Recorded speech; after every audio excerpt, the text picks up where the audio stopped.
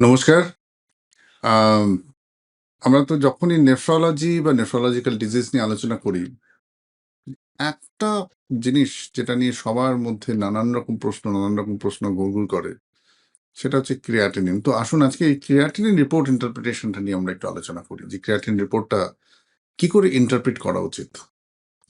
আমরা জানি যে ক্রিয়াটিনিন একটা আমাদের শরীরের মেটাবলিক বাই প্রোডাক্ট। বর্জ্য পদার্থ ঠিক বলব না।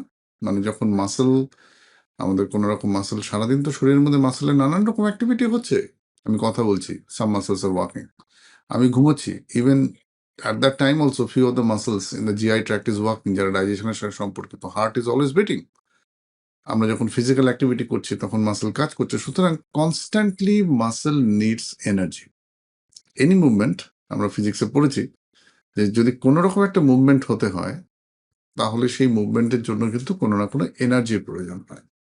সিমিলারলি আমাদের শরীরে যদি একটু শান্তভাবে ভাবা যায়, এই যে কথা বলছি, চোখ বন্ধ করছি, মুখ নড়ছে, আমাদের পাচন প্রক্রিয়া চলছে, ইন্টেস্টিনের মধ্যে দিয়ে ফুড মুভ করছে, blood is moving around the blood vessel, multiple movements are happening, heart is beating.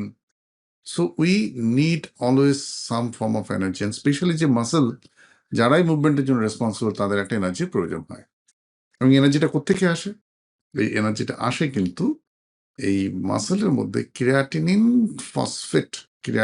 Phosphate breakdown হয়ে এই এনার্জিটা আসে, এবং তখনই কিন্তু ক্রিয়াটিনিনের প্রোডাকশন হয়। Creatinine is a by product.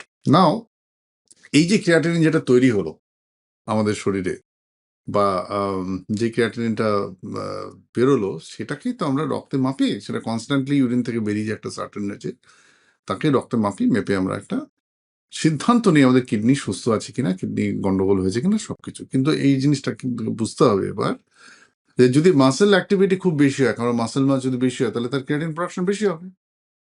এবার ক্রিয়াটিনিন আমাদের রক্তে যে মাত্রাটা মেনটেন করে, সেটা connected with to some extent the fluid status of the body. যদি বডি ডিহাইড্রেটেড হয়, তাহলে ক্রিয়াটিনিন লেভেলটা একটু বেশি থাকবে। যদি বডি নর্মাল থাকে, ফ্লুইড স্টেটাস নর্মাল থাকে, তাহলে ক্রিয়াটিনিন নাও বাড়তে পারে।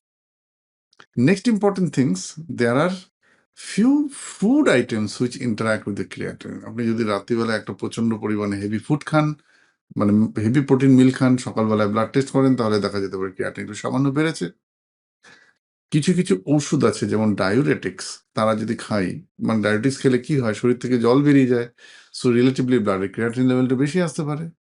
সুতরাং ক্রিয়াটিনিনের মাত্রা বা creatinine level in the blood is a dynamic thing. এটা আপ অ্যান্ড ডাউন হয় মাল্টিপল রিজন। আর যদি কিডনির ক্রিয়াটিন এক্সক্রিশন ক্ষমতা কমে, তাহলেও ক্রিয়াটিনিন বাড়ে। এবার আমাদের ভয়টা হয় কি, যখনই দেখি ক্রিয়াটিন একটু বেড়েছে, আমরা সবাই একটা জিনিসই ভাবি, আমার কিডনিটাই খারাপ হয়ে গেছে। এটা কিন্তু তা নাও হতে পারে। It might be the reflection of your dehydration, it might be reflection of your over muscle activity, it might be reflection of your dietary changes where you have consumed a lot of proteins. Protein means muscle, যার ভেতরে প্রচুর পরিমাণে creatine phosphate রয়েছে, তার থেকে creatine তৈরি হলো। It might be reflection of some medications which can give rise to false creatine rise. সুতরাং ক্রিয়াটিনিন বেড়ে গেলে আমাদের অনেকগুলো প্যারালাল জিনিসকে অ্যানালিসিস করে তবে একটা সিদ্ধান্ত নিতে হয় যে সত্যি আমাদের এই ক্রিয়াটিনিন রাইসটা is directly reflecting kidney dysfunction on it.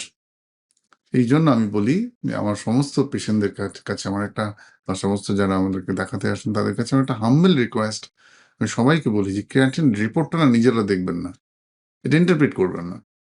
এরকম হয় যে ক্রিয়াটিন একটু কমেছে, তখন খুব আনন্দিত, কেন আমার ক্রিয়াটিন কমে গেছে, কিডনি ভালো হয়ে গেছে। It may not be so.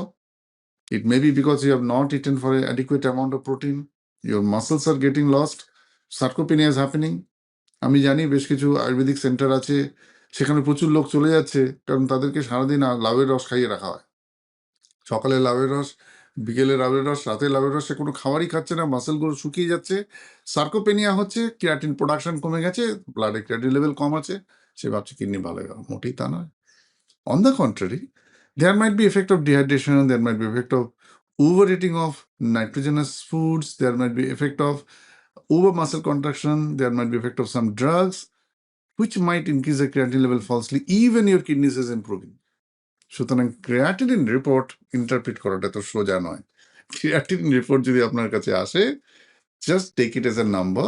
Don't try to interpret or connect it with the understanding যে সত্যি কিডনির ফাংশন আমার খারাপ হয়ে গেল না ভালো হয়ে গেল তার সাথে। একটু ক্রিয়াটিন কমলে যেমন আনন্দিত হওয়া উচিত না, আবার একটু ক্রিয়াটিন বাড়লে দুঃখিত হওয়া উচিত। Let's your doctor decide it and come to a conclusion to understand যে এই রিপোর্টের যে তারতম্যটা এটা কতটা relevant to interpret kidney function. আবারও বলেছি, আমি আগেও বলেছি, আবারও বলছি যে কিডনি ফাংশন শুধুমাত্র ক্রিয়াটিনিন দেখে বোঝা যায় না। Creatine is one parameter, there are multiple parameter যেটা দেখে আমাদের সিদ্ধান্ত নিতে হয় যে whether our kidneys are functioning well or not. ভালো থাকুন, সুস্থ থাকুন। Will be coming with lot of interesting topics time to time. আর যদি আপনার মনে কোনো প্রশ্ন থাকে এই ভিডিওর নিচে সেই ডেসক্রিপশনে ক্লিক করে আপনার প্রশ্ন সরাসরি আমাদের কাছে পাঠান। আর I love to answer your queries. আর please don't forget to join doctor Pratim's academy, যেখানে কিডনির স্বাস্থ্য শুধু নয়, সার্বিক স্বাস্থ্য ব্যবস্থা নিয়ে প্রচুর জিনিস আমরা আলোচনা করে থাকি। যেরকম এআই ডায়েট চার্ট নিয়ে আমরা দুদিন আগে একটা ভিডিও করেছি। কিছুদিন আগে আমরা বলেছি যে কিভাবে আহ, মানে আপনার কিডনি স্বাস্থ্যের যত্ন করবেন। সো এইগুলো সমস্ত কিছু আমাদের এখানে পাওয়া যায়, আপনার প্রশ্নের উত্তর করা যায়। Please don't forget to join doctor Pratim's academy right now. ভালো থাকুন, সুস্থ থাকুন, নমস্কার।